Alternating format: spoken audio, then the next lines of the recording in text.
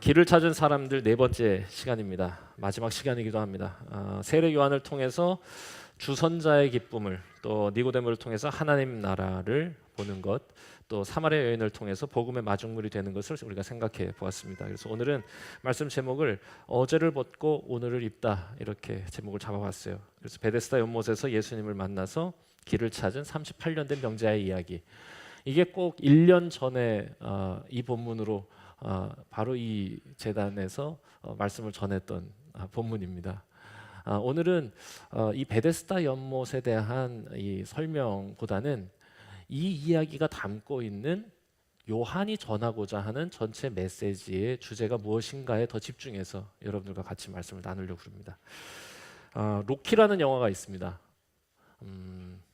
빰 빠바바밤 빠바밤빰빰 죄송합니다. 이런 영화입니다. 1976년에 나온 영화죠. 43년 된 영화인데 이 영화가 정말 눈을 뗄 수 없을 만큼 굉장히 재밌습니다. 이게 복싱 영화의 처음이자 마지막이라고 저는 생각해요. 정말 실베스타 스텔론이라고 하는 정말 최고의 배우. 람보를 기억하시는 분도 있으시겠지만 실은 람보가 있을 수 있었던 것도 로키가 있었기 때문입니다. 각본을 실베스타 스텔론이 쓰고 주연으로, 게다가 아카데미 작품상, 편집상, 감독상을 받은 걸작입니다. 너무 재밌어요. 그 이후에 수많은 복싱 영화가 나왔지만 그 영화를 볼 때마다 로키를 그리워하게 될 정도였습니다. 로키. 이 영화에 백미가 있는데 그게 뭐냐면 빛과 어둠의 메타포입니다. 요한이 사용하고 있는 메타포와 똑같죠.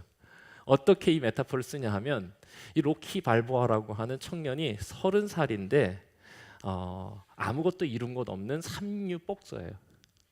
그래서 전반부는 어둠으로 가득하고요. 그런데 이 삼류 복서가 우연찮은 기회에 챔피언하고 같이, 아폴로라고 하는 챔피언인데요, 아폴로하고 타이틀전을 갖게 될 기회를 얻게 됩니다. 그런데 이 로키 발보아가 그 정말 루저같이 살던 삶, 그래서 또 여자친구도 루저 같은 삶을 사는 여자친구 아드리에라는 여자를 만나요. 고민하고 두려워하다가 그 기회를 붙잡습니다. 그러면서 이 영화의 톤이요 탁 하고 바뀌는 거예요. 아침 빛으로 탁 바뀝니다. 그래서 그 앞에 전반부는 항상 이 로키가 어둠에서 나와서 어둠으로 들어가요. 어두운 시간에 복싱 경기장에 들어가고 어두운 시간에 나오고, 항상 영화는 밤에 시작해서 밤에 끝나는 거죠. 그 앞에 전반부가. 그러다가 이 로키가 딱 그 기회를 두렵지만 붙잡았을 때 화면이 탁 바뀝니다. 아침이 탁 빰 빠바바밤 이러면서 로키가 새벽 4시 반 알람을 누르면서 딱 시작하는 거예요. 이때부터 가슴이 뛰기 시작합니다. 음악도 나와요. 빠바바밤 빠바밤. 너무 완전 흥분됩니다. 그러면서 어제의 로키, 어제의 어둠을 벗고 오늘 아침을 맞이하다. 기가 막힌 주제를 화면 구성과 색을 통해서 나타낸, 그러니까 감독상 받은 거, 편집상 받은 겁니다. 로키가 시청하까지 막 달려가가지고 이 그 음악의 이 클라이막스, 그 음악 다 아시죠? 밤밤밤밤 이렇게 하는 그 막 이렇게 막 뛰다가 시청 앞에서 딱 이렇게 또 손든 장면이 있습니다. 저는 좀 짧지만 그냥 길어요. 근데 그 장면이 실은 이 영화의 클라이막스라고 할 수 있어요. 다 기억나시죠? 많이 안 보셨구나. 야, 이거 꼭 보셔야 될 영화예요. 꼭 보세요. 네. 이거 요한복음 다음으로 꼭 보셔야 돼. 자, 이 영화에 또 백미가 또 있어요. 또 뭐냐면 마지막 장면인데 자기 그 연인 에드리안을 애타게 부르는 마지막 장면이 이 영화의 또 아주 명장면입니다. 기회를 잡았잖아요. 그런데 실은 지금까지 엉망으로 살아왔던 자신의 삶, 절망 가운데, 어둠 가운데 살았던 자신의 삶이 갑자기 아폴로라고 하는 무패, 46전 무패의 챔피언을 이길 수 없다는 걸 누구보다 잘 알아요, 자기가. 그래서 열심히 막 이렇게 빠바바밤 하면서 열심히 연습을 하는데 마지막 저녁 밤에 너무 두려워서 울면서 자기 여자친구에게 이렇게 고백합니다. 나 내일 이길 수 없어. 내가 잘 알아. 그래서 울어요. 그 장면이 되게 뭉클합니다. 그러면서 이렇게 하는 거예요. 자신의 룰을 정합니다. 그런데 내가 이길 수는 없지만 내가 15라운드에 공이 울릴 때까지 두 발로 서 있을 수 있다면 나는 그게 내 목표야. 그러고는 울면서 마지막 한마디 더 합니다. 만약 그렇게 한다면 내 인생에서 내가 처음으로 뭔가를 이뤄낸 순간이 될 거야. 너무 멋있어요. 그리고는 게임이 시작됐어요. 항상 이 아폴로는 3회 안에 끝내거든요. 그런데 3회가 뭡니까? 3회 때 막 어퍼컷 날려가지고 막 다운도 시키고 막 이래요. 로키가 정말 비등한 경기를 해요. 마지막 판정이 딱 한 15라운드까지 정말 어떻게 버티나 싶을 정도 너무 많이 맞았어. 딱 끝나니까 막 기자들이 다시 한번 뭐 게임을 할 겁니까? 막 이런 얘기를 하니까 난 됐다고, 난 충분히 싸웠다고 막 이러면서 그때 판정에는 관심도 없어요. 로키는 그때 그 엉망진창이던 얼굴을 가지고 공이 딱 쳤는데 자기 서 있잖아요. 사람들이 막 올라오고 그때 엉망진창이던 얼굴로 아들이 아들이 이렇게 막 부르는 장면. 이 이야기에 이 게임의 승패와 상관없이 자기의 승리를 알아줄 한 사람을 부르는 거예요. 자기가 정한 룰을, 내가 정한 목표를 내가 이뤘다고 그거 알아줄 루저로 살던 아들의 이름을 부르는 겁니다. 아들이. 너무 감동적이야. 정말 인생의 극적인 전환, 어둠에서 빛으로 로키라는 젊은이, 다른 이의 평가가 아니라 어제의 나와 싸워 이겼다. 이게 이 영화의 핵심 메시지라고 할 수 있습니다. 여러분, 오늘 우리가 읽은 이야기의 주제도 맥을 같이 하는 것입니다. 38년 된 병자가 완전히 새로운 삶을 살게 되었다. 어떻게? 예수 그리스도를 만남으로 새로운 삶을 살게 되었다는 겁니다. 여러분, 저는 이 이야기에서 38년이라고 하는 이 숫자에 주목합니다. 로키가 30살이었어요. 나이로는 전성기인데 실제로는 암흑기였죠. 인생 전체가 실은 어둠으로 가득했다고 하는 상징이기도 하겠죠. 마찬가지로 38년 된 병자라고 하는 건 당시의 상황에서 볼 때 저는 이미 죽음에 가장 가까운 사람, 특별히 성경은 40이라고 하는 숫자를 인생의 숫자로 이야기하는 거예요. 인생의 숫자에 거의 다 다가간. 그러면 39 아니냐, 39 아니야, 성경에서는 9를 쓰지 않습니다. 아마도 3이라고 하는 하늘의 숫자가 3개 모인 게 9여서 그런지 9는 성경에 사용하지 않아요. 항상 38년, 18년 이런 식으로 씁니다. 그러니까 인생의 거의 끝까지 무엇으로 가득 차 있었냐? 고통으로 가득 차 있었던 인생이었다라고 하는 겁니다. 어둠으로 가득 찬 인생이었다라고 이야기하는 거. 죽음과 희망. 베데스다 앞에서 못이 흔들리면 들어가면 낫긴 하는데 못 들어가고 있는 그 사람. 그 어딘가, 죽음과 희망 그 사이 어딘가를 오가면서 날마다 어제를 살아가고 있는 사람의 대명사. 오늘 눈을 떴지만 여전히 어제와 다르지 않은 어제를 사는 사람. 아무런 기대도 없이 꿈도 없이 그냥 희망의 언저리에서 머물던 사람. 그 오래된 절망이요.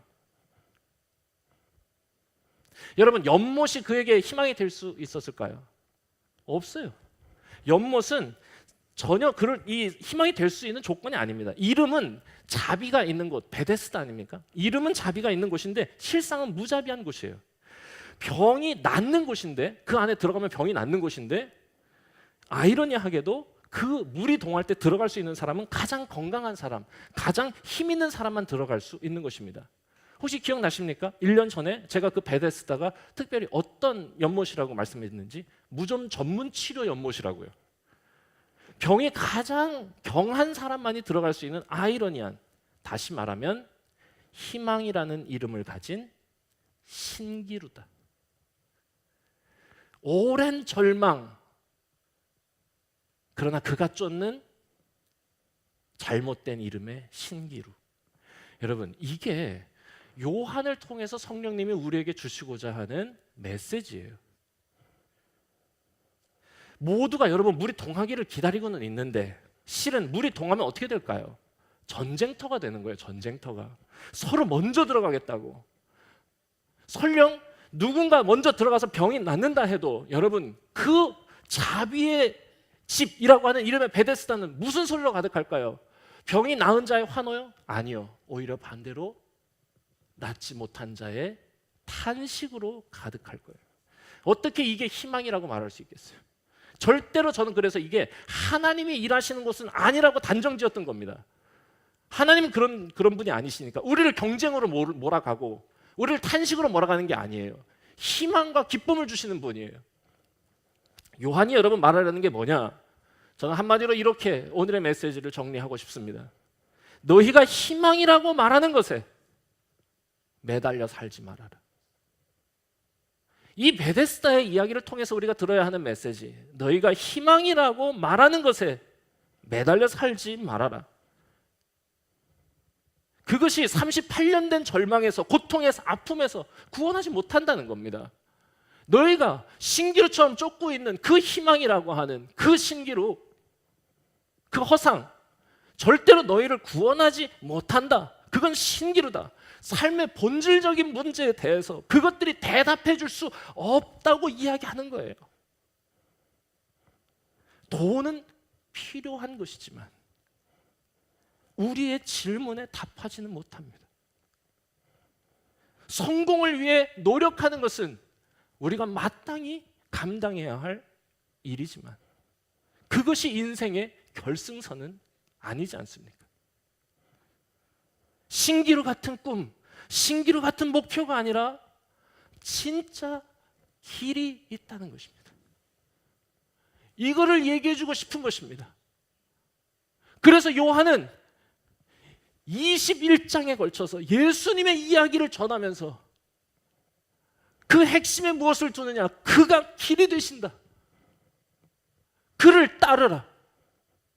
그 길을 따르라 라고 이야기하는 거예요. 그리고 그 앞에 어떤 이들의 이야기를 앞에 지금 전개하고 있는 것이냐? 우리가 4번에 걸쳐서 이야기를 나누었습니다. 길을 찾은 사람들, 그가 길임을 알고 믿고 그 길을 따라간 사람들의 이야기를 먼저 우리에게 알려주고 있는, 대단하고 평균 이상의 사람들이 아니라 오히려 미천하고 평균 이하의 사람들, 오히려 가장 연약한 사람들. 여러분, 저는 그래서 하나님이 우리 모두의 희망이 되시고 소망이 되신다고 믿습니다. 여러분, 하나님은 처음부터 우리에게 오실 때, 여러분, 성경이 우리에게 전해주시고 있는 하나님에 대한 이야기의 가장 큰 특징이 무엇이냐? 우리와 소통하신다는 거예요. 우리에게 다가오시고 우리에게 찾아오신다는 거예요. 다른 종교들은 스스로 찾아가야 하고 그것은 이룰 수 없다고 말합니다. 도가도, 비상도, 명가명, 비상, 그 얘기하죠. 그건 뭐예요? 우리가 스스로 찾아가려고 하다 보면 절대로 그 진리, 그 신이라고 하는 그 절대적인 자리에 갈 수 없다고 하는 거. 그런데 우리 성경은 뭐라고 말했어요? 하나님이 우리에게 오셨다. 그런데 어디에 오시는지 아세요? 가장 작고 연약한 자리. 그래서 우리 모두에게 희망이 되신다고 제가 믿는 거예요.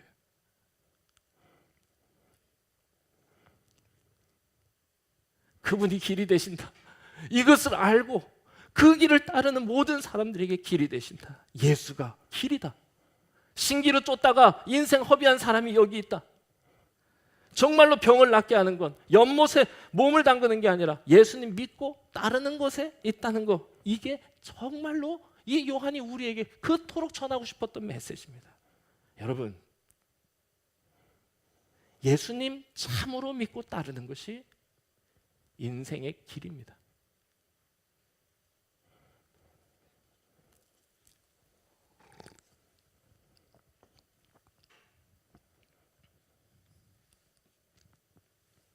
여러분이 쫓고 있는 신기루는 무엇입니까? 아마도 사람들이 말하는 그 연못, 세상이 말하는 그 연못이 신기루라는 걸 인생의 많은 경험을 통해 깨달은 분이라면 예수님의 길이라고 하는 이 진리를 더 깊이 믿으실 것입니다. 하지만 인생의 경험이 없는 우리 어린 청년들, 이래라 할지라도 여러분 따르지 못할 길은 아닙니다. 우리가 함께 모여서 하는 것이 무엇이냐? 그분이 길이라고 하는 사실을 믿고 말씀에 물어서 따라가는 것입니다. 여러분, 저는 우리 교회가 예수가 길임을 믿고 말씀에 물어 그 길을 찾아가는 길을 찾은 사람들의 모임이 되기를 소망합니다. 저에게도 마찬가지입니다. 여러분, 저는 이제 고작 40 중반입니다. 예수 만난 것도 저는 25살이 되어서입니다. 목사 가정에 태어났지만 잘 모르다가 25이 되어서야 예수님이 길이 되시는구나, 어렴풋이 그 빛을 보았고, 그리고 그때부터 나름 열심히 사람들에게 예수님에 대한 이야기를 들려주며 살아왔습니다. 여러분, 제가 뭘 그렇게 다 알아서 전하겠습니까? 제가 어떻게 그걸 다 알 수 있겠습니까?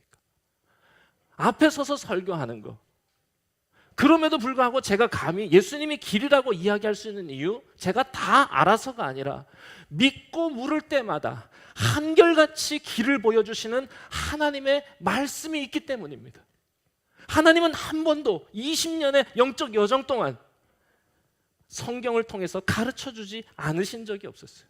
그리고 저는 발견했습니다. 바른 질문을 하나님께 던지면 하나님은 반드시 놀라운 해답을 나에게 주신다는 거예요.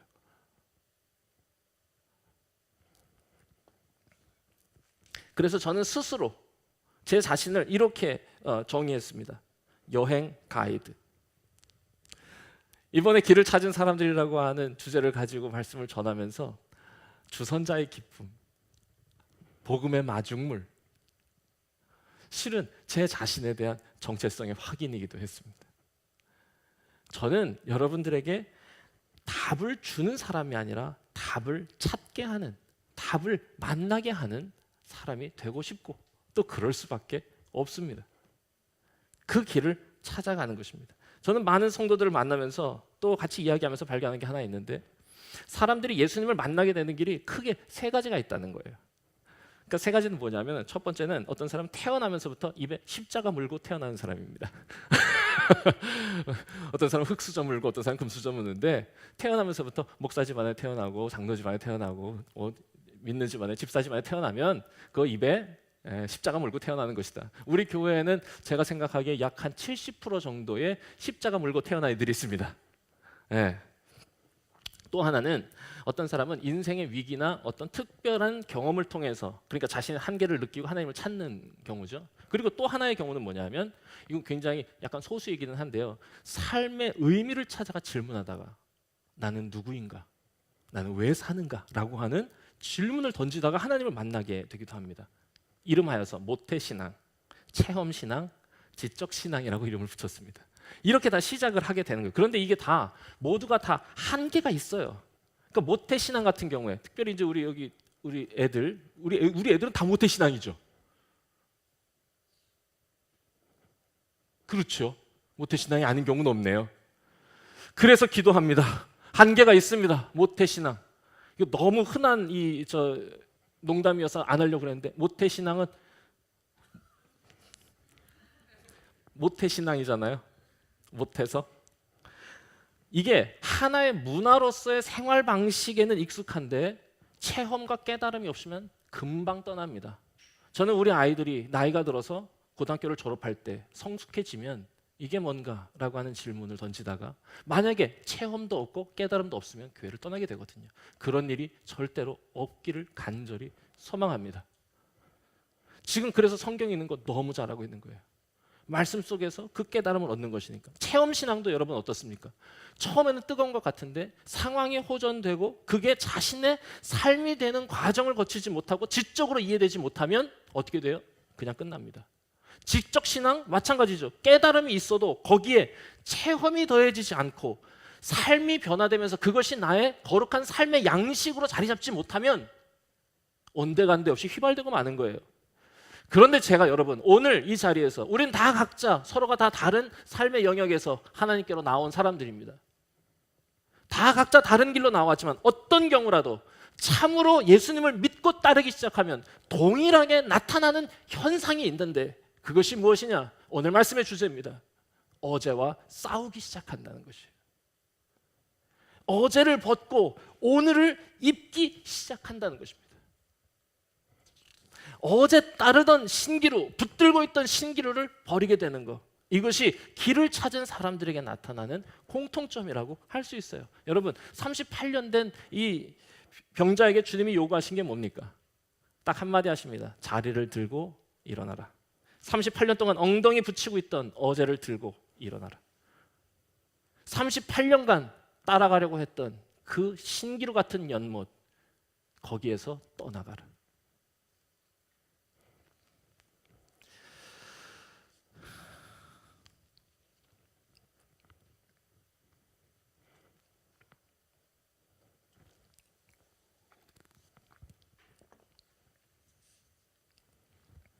어제와 싸우신 여러분들 되길 바랍니다. 어제까지 붙들고 있었던 일들,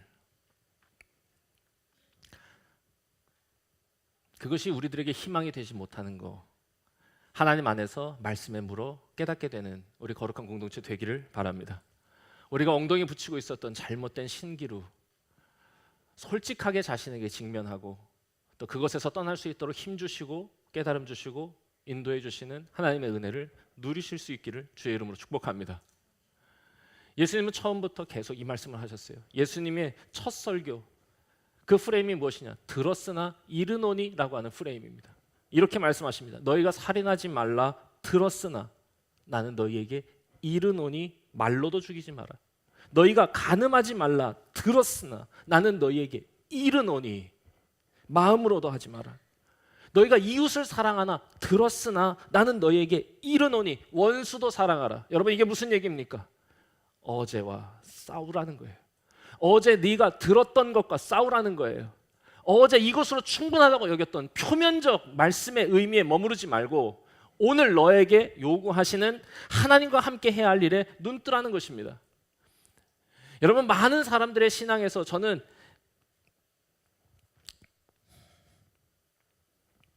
이 일이 온전히 이루어지지 않아서 실패하는 것들을 많이 봅니다. 특별히 신학교 후배들을 만날 때 제가 꼭 해주는 말이 있어요. 그게 뭐냐면 어제 들은 것에서 탈출하라는 얘기를 합니다. 어제 이야기는 어제 해법이죠. 어제 내가 교회에서 들어왔던 거, 어제 내가 설교를 통해 들었던 거, 어딘가 내가 그냥 생각 없이 그냥 내가 흡수했던 거, 아니요, 그게 아니죠. 오늘 하나님의 말씀을 통해서 항상 말씀이라고 하는 건 그 상황, 그 시간에 하나님께서 주시는 이 시기에 가장 적절한 해법이거든요. 다시 찾아가야 한다. 어제 이야기는 어제 해법이죠. 성도들의 문제도 그렇지 않습니까? 성도들도 싸워야 하는 게 있어요. 어제를 추억하는 신앙, 그것은 필요 없습니다. 어제의 행복은 어제의 필요에 대한 충족이었죠. 오늘 나에게 요구되는 사명은 하나님과 함께 어제를 벗고 오늘을 입는 것입니다. 더 길게 하지 않겠습니다. 더 길게 하지 않겠습니다.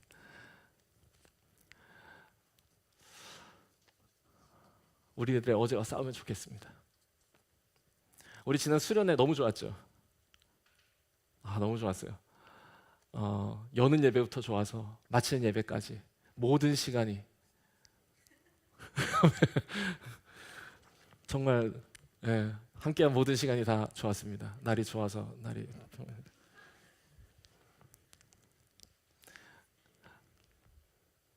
이스라엘은 한 경험의 공동체라고 하는 여는 예배에서부터 하나님의 일하심을 보게 되는 마지막 예배까지